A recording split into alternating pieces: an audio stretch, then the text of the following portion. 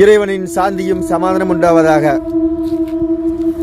தமிழ்நாட்டில் பெரியார ஒரு பகலக்கையா வச்சு அதை ஆதரிக்கிறவங்களும் அதை எதிர்க்கிறவங்களும் எப்படி காய் நவர்த்தி கொண்டு ஆட்சி அதிகாரத்தில் இருந்து கொண்டு அதை எதிர்க்கிறோம் என்ற பெயரில் தன்னுடைய கட்சியையும் வைத்தையும் வளர்த்து கொண்டு எப்படி திரிகிறார்களோ அதற்கு நிகராக நாங்களும் சளைத்தவர்கள் இல்லை என்பது போல வடநாட்டில் உள்ள பல மடையர்கள்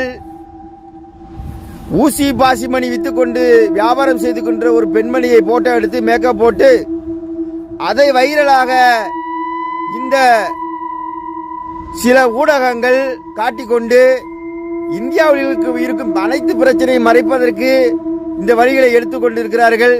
இதன் விளைவு மிக மோசமாக நாட்டை பாதிக்கும், நாட்டு மக்களை பாதிக்கும் என்பதை மறந்து விடாதீர்கள்.